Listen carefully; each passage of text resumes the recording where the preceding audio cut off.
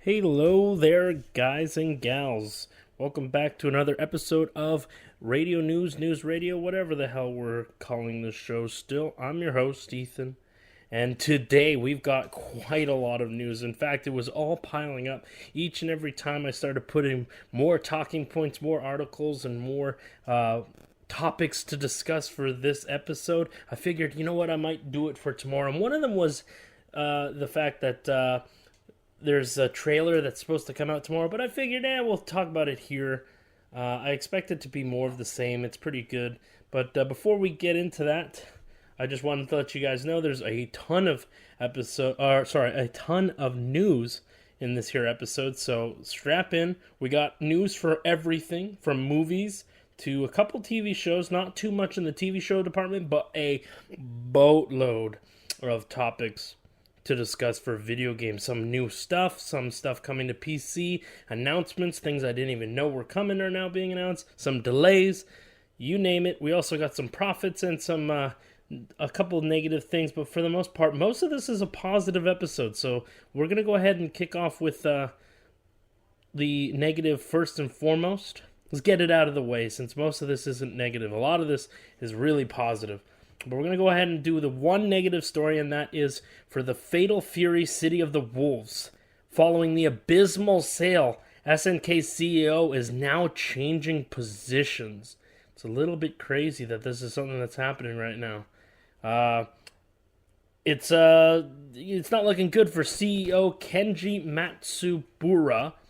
In the press release dated May 12, 2025, the statement notes that Matsubara will transition to an adversary role instead, where he will continue to lead his expertise and visions for SNK. Now, I don't know what to say about Fatal Fury City of the Wolves. It was something that we were kind of considering in my friend group to be playing as a fighting game, but it just, I don't know. Those two betas didn't do it any favors, and then, of course, I feel like we've already kind of established this with several episodes, but for anybody that's not familiar with the situation, Fatal Fury was just in this really rough place where the season pass was just not doing it for people. Then they started giving it away for free. Then they started announcing that famous soccer player Cristiano Ronaldo was going to be a playable fighter, and then some DJ that nobody's ever heard of. It was like a game made for everyone but for nobody, and it was really rubbing a lot of people the wrong way, including fighting game fans. And well, the sales have been abysmal and hasn't done itself any favors, nestling in between some absolute great hits, with the expression of Claire Obscura Expedition 33 absolutely dominating the Japanese marketplace. And of course, with the Americans, we're about to hit, and right now I'm currently playing Doom the Dark Ages, which is a pretty decent game. I've got some thoughts on that game, and we'll have a review for that later on next week, hopefully, if I'm able to beat it before then. But yeah, City of the Wolves is not doing good, and the CEO is stepping down and is going to be in a more adversary role. But let me know what you guys think. Do you feel like this is an unfair situation that SNK and the Fatal Fury team finds themselves in? I don't want to see Fatal Fury or SNK go back down the rabbit hole and have to, scrounge back to where they were. They did terrible throughout the 2000s when they were, suffering after the arcade started to slowly dip. They started to claw their way back up, making King of Fighters 14 and 15 and that wonderful, absolute, amazing Samurai Showdown reboot. That was great stuff. It's sad to see that Fatal Fury is unable to maintain that same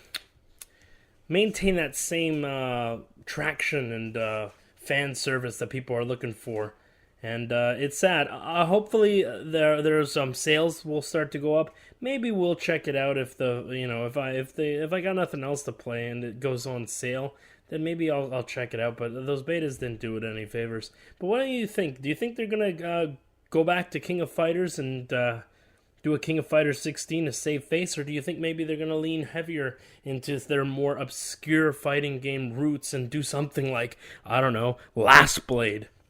Let me know what you think.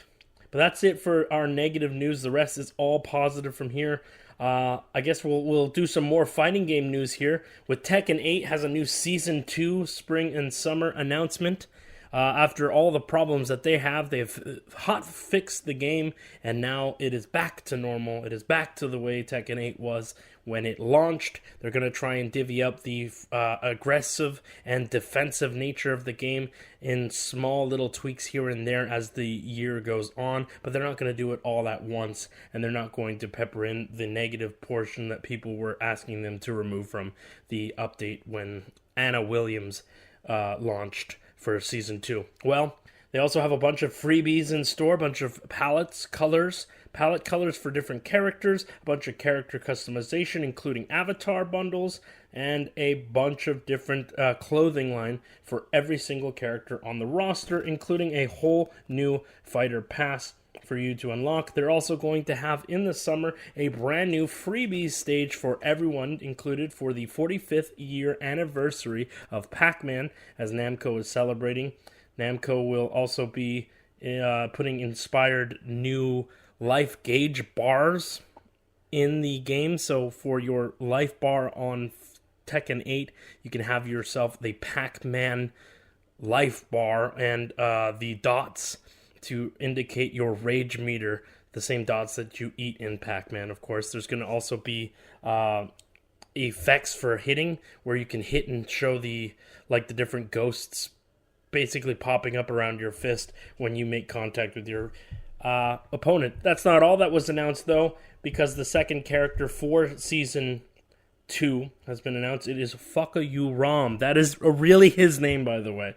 Fuckayu Ram has been a DLC character before in the likes of Tekken 7. He was like this character from the comic range back in 2006, and then he made his way in an official game in Tekken 7, and now he's back in Tekken 8. He's a bit of a nightmare character for Tekken 8 fans, and specifically the competitive place, because he basically switches up the entirety of how you have to go about fighting him, because he can lift his leg in mid-fight and stop you from even connecting anything and then completely punish you. So it's a nightmare character, but we love to see new characters in any game, including Tekken 8. And Fuckayu Ram is going to be available on June 13th, 2025. I might be getting that date mixed up, and it might actually be July.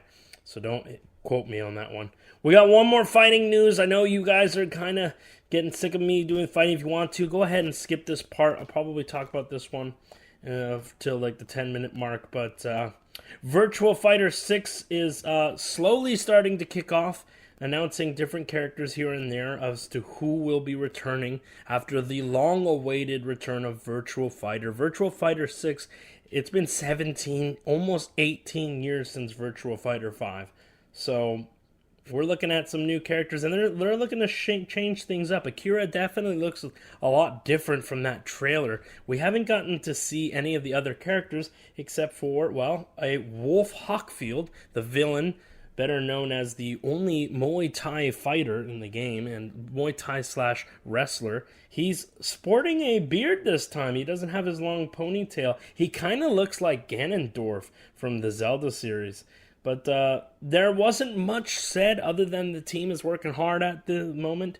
They got their head down and they're working hard, and they're going to have more to show come EVO 2025. And that's when they're probably going to have just a more gameplay or some official, boots on the ground to show people. EVO is not till August of 2025, so we'll see if it's going to have anything or if it'll have any presence there. But, Sega being back in the fighting game realm after 18 years of absolutely doing nothing, it's great to see them back, and I'm excited for Virtua Fighter when Virtua Fighter 6 gets, more and more news, and we'll be sure to cover it here when that happens. Hey, look, I'm almost at the 10-minute mark.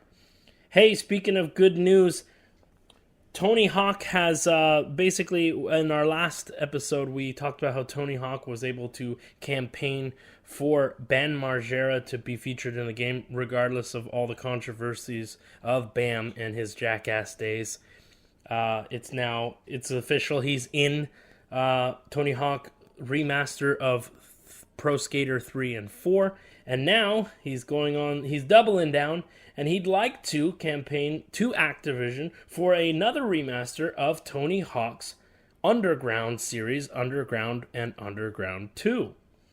If you like those games, I know those were the ones that I started playing. That was my first introduction to the Tony Hawk series. I believe it was 2. I'm not too sure. And then afterwards, my cousin brought the brand new one, which was American Wasteland, and it proceeded to change up the controls completely, and everybody was like, what the hell? But American Wasteland's still great. Got some great soundtracks on that. But it's pretty grand to see that Tony's still highly invested in the series that has made him a home staple in the video game realm.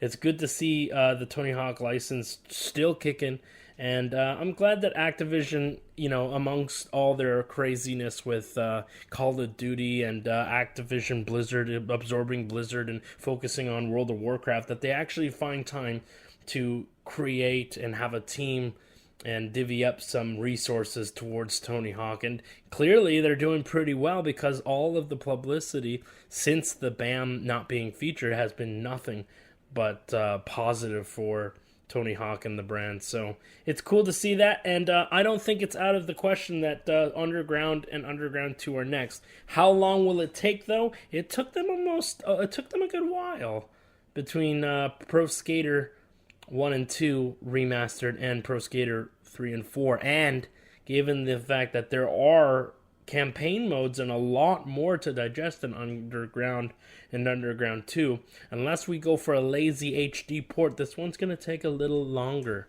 than just 3 to 4 years. This might take them a little longer, and plus this game is kind of stuck on the PlayStation 2 and GameCube and Xbox, so if they're unable to rip the files and stuff like that, they're going to have to recreate a lot of that from the ground up. And let's face it, any game that was created on the Nexus engine is, you have to make that shit from the ground up, and that's unfortunately what this game is made from back in the, kind of like a combination of Anvil engine and the Nexus engine.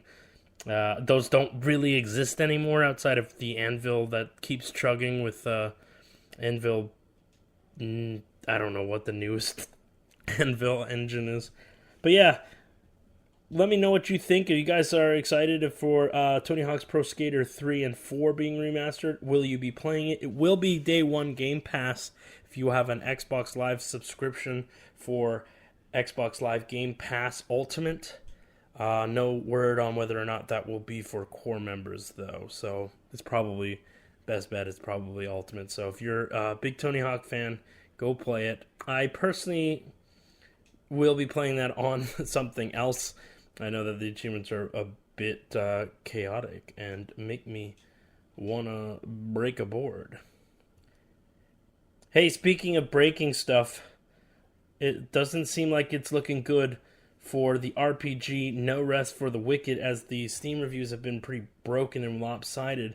Early access dev has been cycling around saying that it's been an uphill battle for them to basically get positive eyes on their game. It's Moon Studios, the creators behind Ori and the Blind Forest and Ori and the Will of the Wisps, are now here with a new game called No Rest for the Wicked, which is a Souls-like game, and unfortunately is being overshadowed by a lot of the games, and so they're looking for help. But this would have been one of our negative sections, but it looks like Microsoft is swooping in to help out the old pal who made them their Metroidvania-style Ori game, and it looks like the game might find some legs here on Xbox and on the PC Game Pass through PC Ultimate.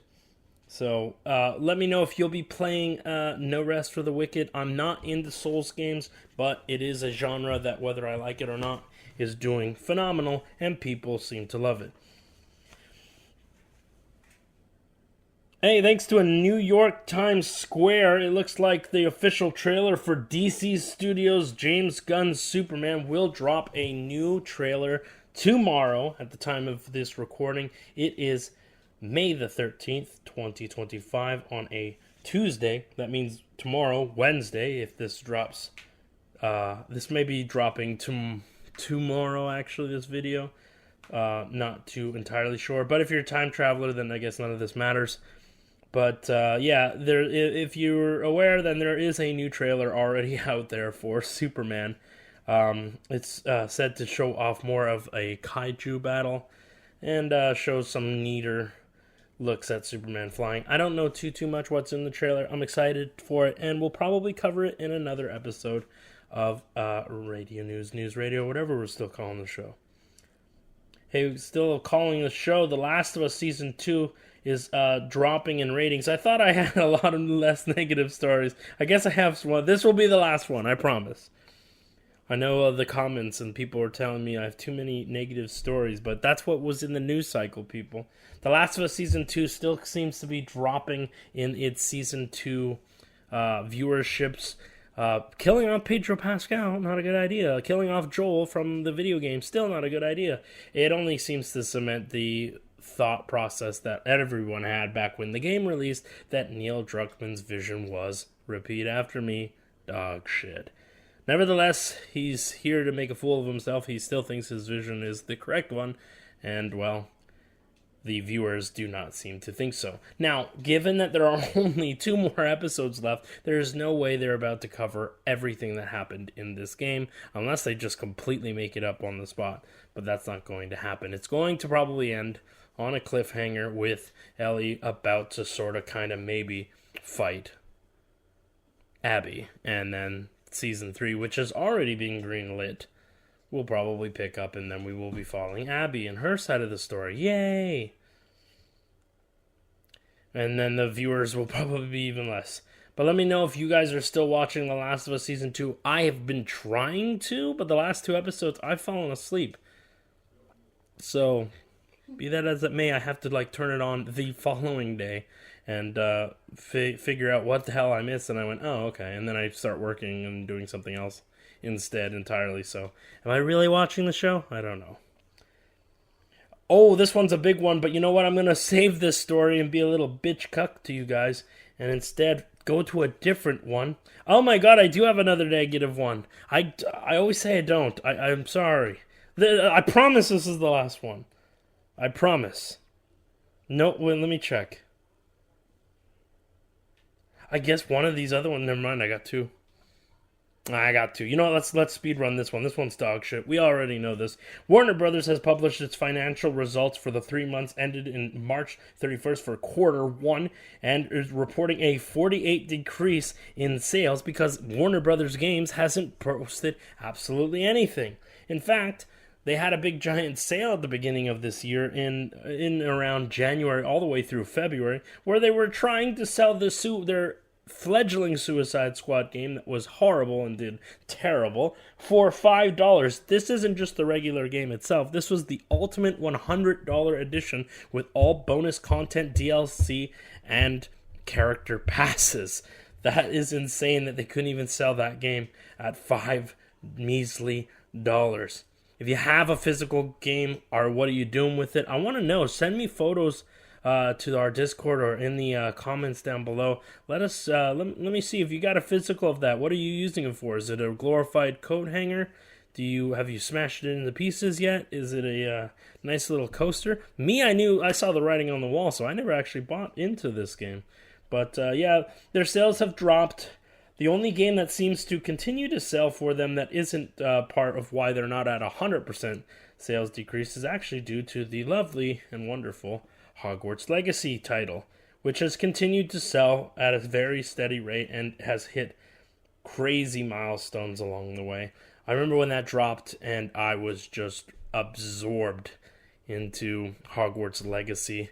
I know that they were supposed to do a DLC, then they said no, and instead they're focusing gung-ho on a sequel to it. But, nevertheless, they haven't had much of a hit in terms of Warner Brothers games. It's been flunk after flunk.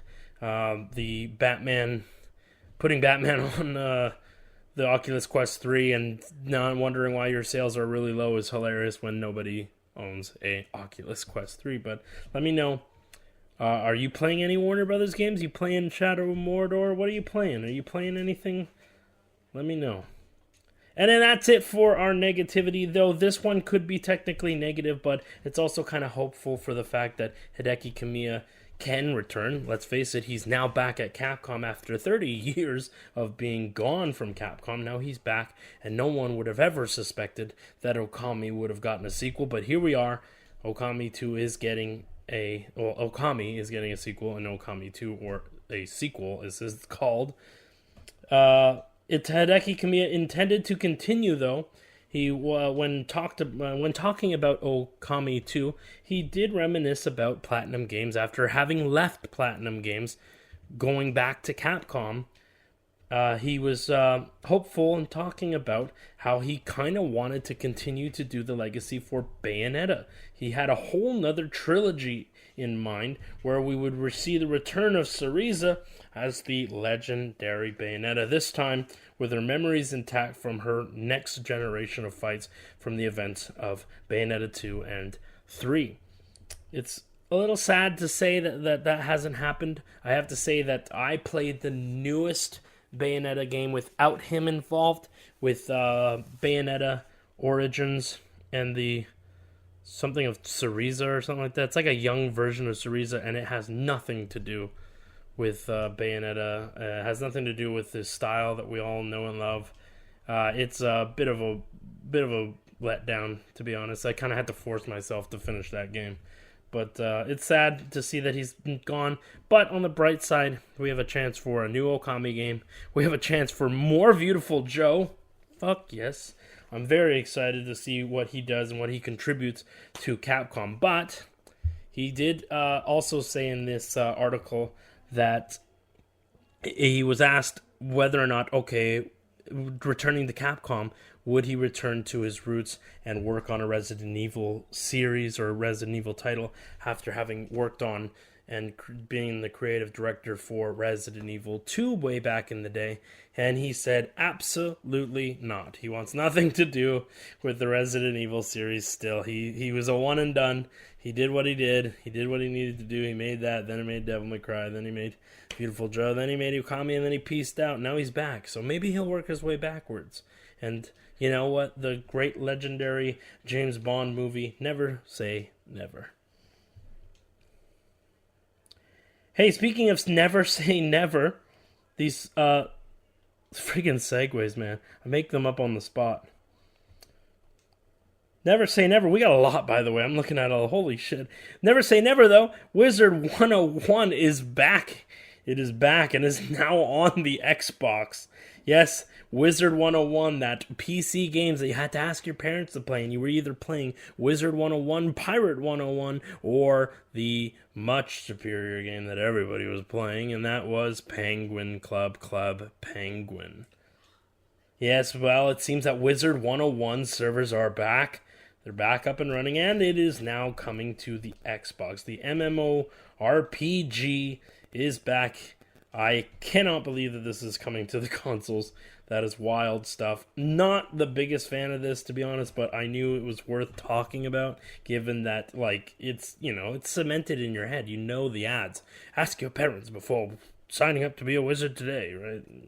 It's there. If you were a gamer, you've heard this. But I know there's a ton of people that I grew up with that were excited about this game, and they would always go home and they'd load up Wizard 101 and they would grind out XP while they did homework. Let me know if you were one of those people. Did I just bring flashback a couple memories for you? Did mom say turn that fucking computer off, you little bastard? I don't care. No. Math homework.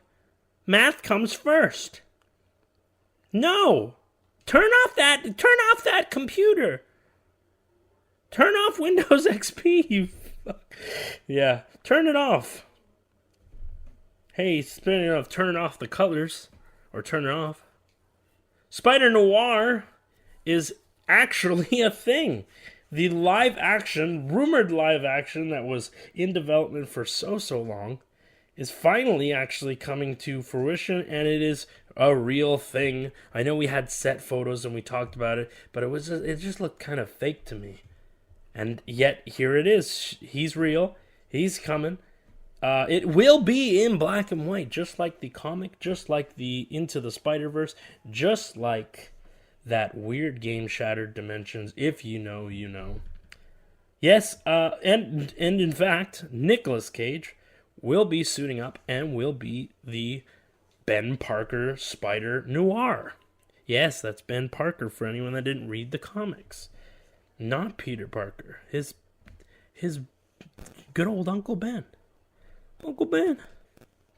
Yeah, it looks interesting, but it looks kind of cheesy. It's got that CW kind of cringy, like, made on a hamstring cheese budget. That teaser didn't really do it any favors, but I think a lot of people are just excited to see Spider Noir and anything outside of it, but it will be hitting Amazon at around Q4, but they don't have an official release date. But you are looking for if you are looking for an official release date, I know we've been teetering on this topic for forever, but we never, ever got an official release date for this, and they've been teasing this damn show for so long, almost a year now. Well, finally it's here.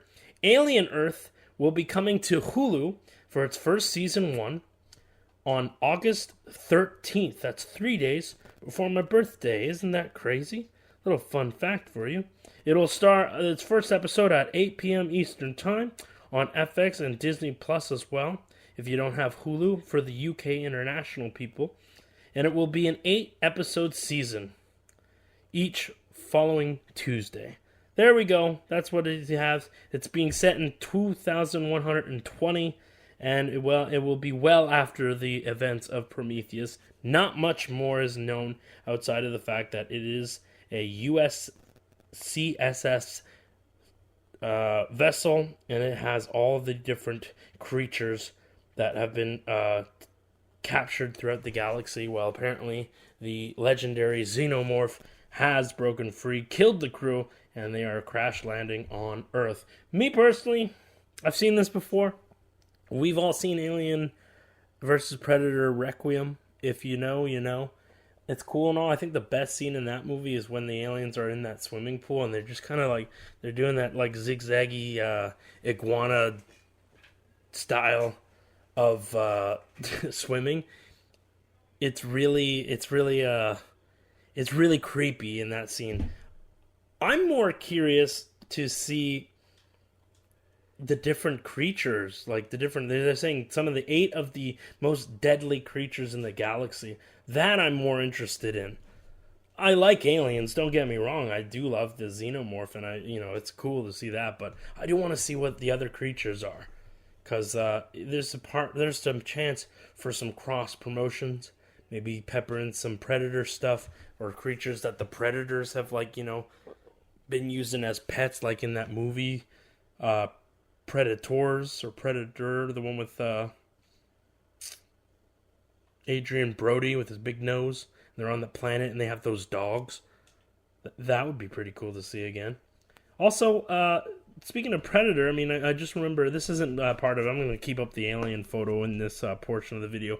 But it would also be cool to see if they have different subspecies or different aliens. Because in that the Predator's Badland trailer, we did see a skull of the alien revenants from Independence Day. So we'll see. We maybe have some other aliens and other creatures from different movies. It would be a missed opportunity not to feature something.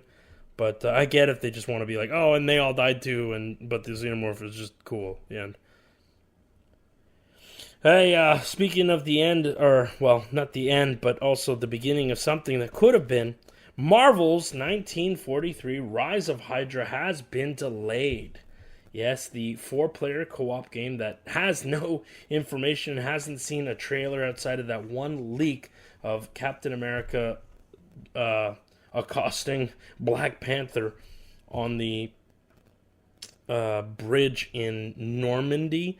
Yeah, that I don't know how this game's gonna work. It looks good in terms of graphics, but I don't like the shoehorned in Wakanda feel. Like they were just dicking around in World War II as well. It's like, no, they fucking weren't.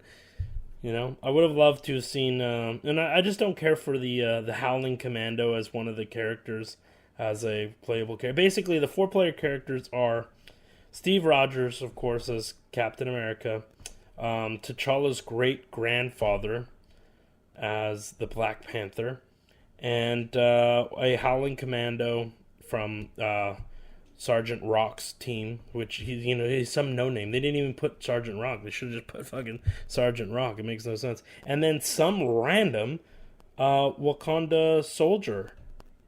It's like, you guys could have put Sergeant Rock. You could have put a Ghost Rider.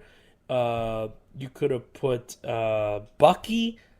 You didn't do any of that. You just put two characters nobody wants to play as, and then Black Panther and Captain America. Needless to say, there hasn't been too much information surrounding this game. I want to play it for one reason and one reason only, and y'all know why I want to play it. I want to be Captain motherfucking America.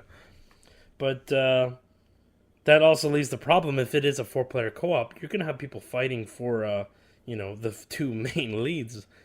I don't know. We'll see how these games turn out. They might do that fuck you gotcha moment where they're like, look, this character you don't like is like super useful because it has abilities that makes it easier or makes it way better.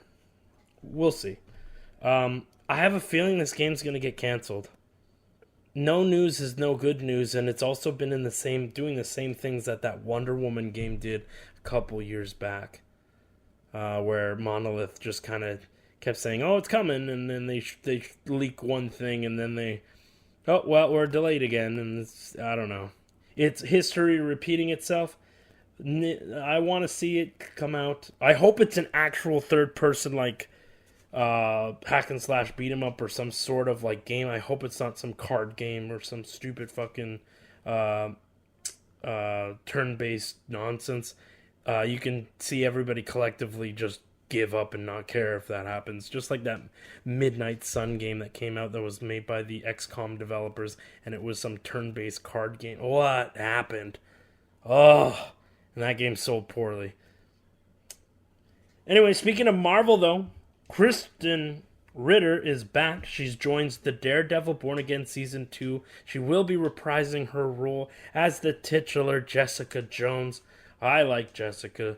I've always liked the Jessica Jones character. I've always thought it was an intriguing character. And I think for people that have not seen Season 1, it is one of the most slept on shows that Marvel has ever put out. Well, technically, Netflix was the one that did that. Kilgrave in that show, you've never, it kind of changes that schoolyard debate of whether or not, what kind of superpower would you want, right? And everyone's like, I want to fly, teleport, super strong, super speed, and all that shit. It's like, no, screw that shit. I want what Kilgrave has. Holy hell, the Purple Man? Damn. Being able to tell anybody everything, or just being able to just, they listen, boom. That's crazy. It's a nasty, nasty, nasty power. And it's wild stuff. If you haven't watched it yet, go watch Season 1. It's good. Season 2, bit of a drop-off. Season 3, forget it exists. Don't even watch that shit, okay? Don't sully the relationship between her and her sister. That you'll just hate yourself for watching Season 3. Just act like it doesn't exist, and then join Kristen Ritter as Jessica Jones when she returns in Daredevil Born Again, which is great to see that the Defenders are slowly starting to make their way back into Hell's Kitchen. I do want to see that. I hope that Luke Cage joins her, Power Man. I hope he joins her as well. I also hope that we see maybe Danny Rand. I want to see the Immortal Iron Fist as well. Hell, you know what? Just give me a Defenders, okay? Please, just have them all come back together.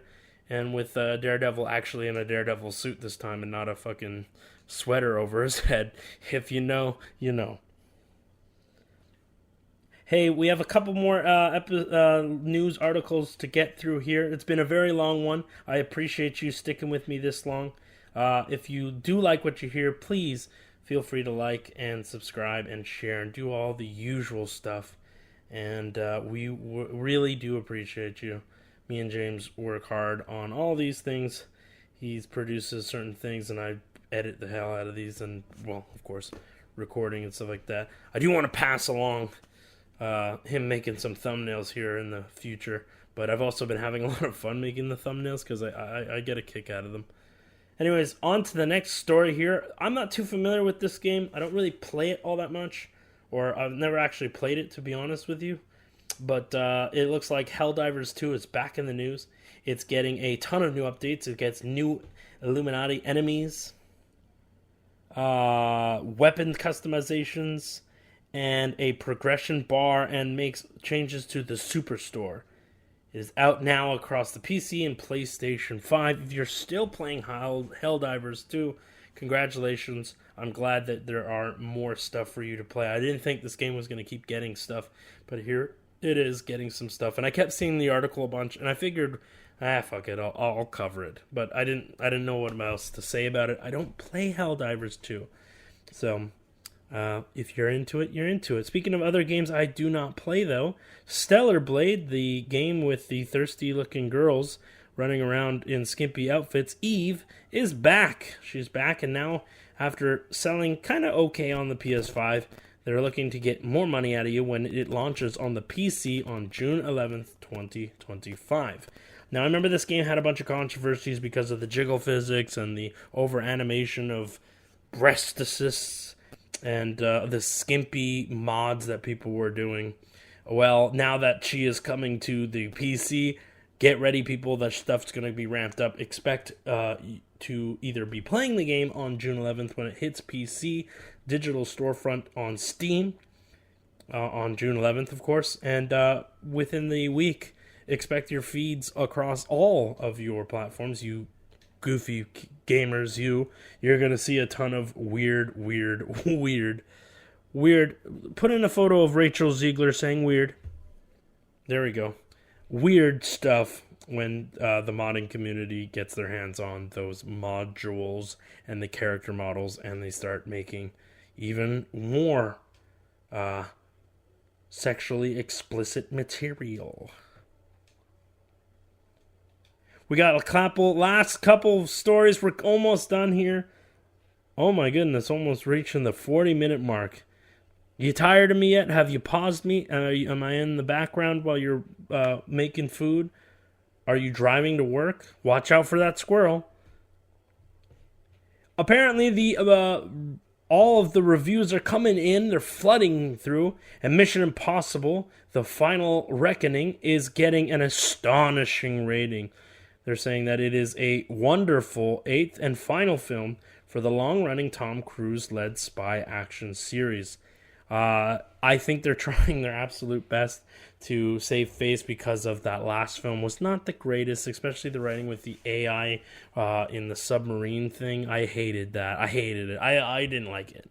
And considering it had to follow Fallout, Mission Impossible Fallout, that is, Mission Impossible Fallout is really, really damn good. So when Dead Reckoning came out, I didn't think it was as good as that movie. But they're saying that The Final Reckoning, the final in the long-running Mission Impossible series, is really, really damn good. But there are also some conflicting reports where they say it's a bit too long for its own good. And they're saying that it might not, due to its length, there's a chance that it less and less showings mean less and less eyes and less people paying to go see it. Personally, I think it's going to do well. I think it's probably a good movie, absolutely. All these reports are saying it's great, but I think it's going to get absolutely hammer-fisted, panther-struck right in the chest by none other than Lilo and Stitch, which will also be launching on the exact same day, May 23rd, just a couple weeks away, for the long weekend. And let me tell you, we're looking at tickets for that film, and it's selling a lot. And you also have to take into account it is a shorter movie at only an hour and 43 minutes, whereas good God, I'm actually seeing it for the first time, Mission Impossible is 2 hours and 43 minutes. It's a whole nother movie. My wife and I will be covering, though, the next, when we do go to see Lilo and Stitch, we're going to be covering that film. But I don't mean to, throw shade or bad blood towards Mission Impossible. I'm sure it will do well, and I'm actually kind of relieved that it's doing well in terms of reviews and stuff like that. I didn't enjoy the story of the last one, but I'm glad to see that it is doing well, but I just don't think it will be, I think it's going to get demolished in terms of, sales. I think it'll come in at number 2. It'll do well enough, but that Lilo and Stitch movie is gonna just decimate, and the marketing and the everything for that movie's been insane. Speaking about insane, I got 2 last articles here for you, some news for you. These ones surprised me because I didn't even know this one. Usually I keep up with this sort of stuff, but apparently, there is, get this, a Snake Eyes G.I. Joe game in development right now. A AAA game. None of that shovelware weird shit that all the G.I. Joe games, whenever like Snake, or sort of the Rise of Cobra, G.I. Joe and the Black Agents or whatever, the Return of Joe, all those shovelware games that were made by Game Mill, yeah, those were trash. Those were garbage games. No, instead we're actually getting a Snake Eyes AAA game in the same vein of that as everybody. Oh, Splinter Cell. That's insane. A G.I. Joe Snake Eyes game, all focused on Snake Eyes, the legendary muted ninja. A little bit interesting though. Do you think they're just gonna have like the story kind of revolve around him? He's a mute. It's a little bit interesting. We'll see how the dialogue works out, how that's going to do that. He's not, well, it depends on I know if you're a G.I. Joe fan, you're going to say, well, no, he actually speaks, blah, blah, blah. Yeah, but there are certain times where he's mute. It depends. I guess they could just go the route of like his first year as part of the G.I. unit, when he spoke and he's cheerful, but then he takes like a vow of silence. I'm not too up to date in my G.I. Joe knowledge, but I always I always loved Snake Eye. I think every kid growing up, whoever, kind of slowly passed by G.I. Joe, just got obsessed with the ninjas, with Snake Eyes in particular. But it's really cool to see that there's a AAA game in development, and it is going to have some stealth, it's going to have some action, it's going to have some hack and slash. It looks to be a hodgepodge of stealth meets, hack and slash. And that's almost it for today, but we have one last news. This one came to me at the last minute, and I thought, oh my god, this is pretty neat. And I figured it's something that I like, and I put it in here. I'll sneak it in at the end for the people that just kind of stopped listening about halfway through. But if you do care, and you were one of those people that were following this story for a while, it looks like Frogware finally got the rights back to their H.P. Lovecraft game. The Sinking City is back, baby, and she's remastered and she's released today. As the time of this recording, it was sneakily released today. And get this, if you were one of the fortunate souls who bought a digital copy of The Sinking City, well, guess what? The Sinking City remastered across all platforms: Xbox One, PlayStation 4, PS5, and the Xbox Series XS and Steam, and even the Nintendo Switch. If you bought a digital copy, you will have access to an absolute freebie with the remastered version of The Sinking City. Now, it doesn't look all that different. I know it is running in the Unreal Engine 5 as opposed to the Unreal Engine 4, but it doesn't look all that different. But it's great to see that Frogware won the legal battle, and they are officially able to re-release the game. If you do not know, here's a little history lesson for you. They didn't have the rights to make an H.P. Lovecraft game. Apparently, the H.P. Lovecraft, specifically the Sinking City story, was actually still in copyright infringement territory. It wasn't 100 years old yet at the time that they created, or were at least creating the assets for the game. Well into development, it was past the 100-year mark, and that's why they tried to tackle making a game within the Sinking City storyline, or H.P. Lovecraft's story. And the estate that looks after all things H.P. Lovecraft was saying, absolutely not. You have to come through us and you have to pay us money. And they basically were trying to argue that some of the assets were made prior to the license being 100 years old and being all hold bars. But it goes to show you that creativity wins out here. They won, but at what cost? The game had to get pulled pretty quickly. I remember when I was hearing about it, I went and I bought it digitally right away for the Xbox One. That was ages ago. And now she's back, and I'm glad to see that they're back. I hope that they do a big fuck you and make a Sinking City 2. It's a good game. It's a little bit, a lot of reading, but it is very fun if you can handle not shitting your pants every time you go on the little motorboat thing, and then that thing popping out and grabbing you into the water. It gave me anxiety every time I would have to traverse around the flooded portions of the map, which is nearly all of it. So it is called the Sinking City. So cool to see that Frogware they won out. I've been playing a lot of Frogware games over the years. I played all of their Sherlock Holmes games. I love those games. Sinking City I played. I've played their Sherlock Holmes Awakening, which is the crossover with H.P. Lovecraft. I think they're just pissing off the H.P. Lovecraft estate, the people that have access to H.P. Lovecraft. And I'm also curious, do you think he would care all that much? The dude was out of his mind. If you know his cat's name, you already know this dude's messed up. But yeah, he was kind of an oddball. I guess you have to be to write that sort of story, or those stories, like Innsmouth. That's a weird that's a whole fucking bag. Well, that'll have to do it though. Enough talk, enough news. That's it. That's all we got for you on this fine Tuesday night. If you're watching this on Wednesday, howdy. Hope you're having a lovely day, and we do enjoy your presence here. Feel free to leave a like. Enjoy the rest of your week. We will have potentially another episode out by the end of this week if more news starts to hit the studio. We will also be covering Lilo and Stitch when that hits theaters on May 23rd. We'll have a day one review for you. In the meantime, I'm going to keep playing Doom: The Dark Ages if my wife lets me, because she's playing Sims 4 all the time. And hopefully I will have a review ready for that in the next week or two, depending on how long it takes me. But I'm on like mission 7 of 22. I'm dragging this out to the 50-minute mark. No, I'm joking. Have a good rest of your day. Enjoy.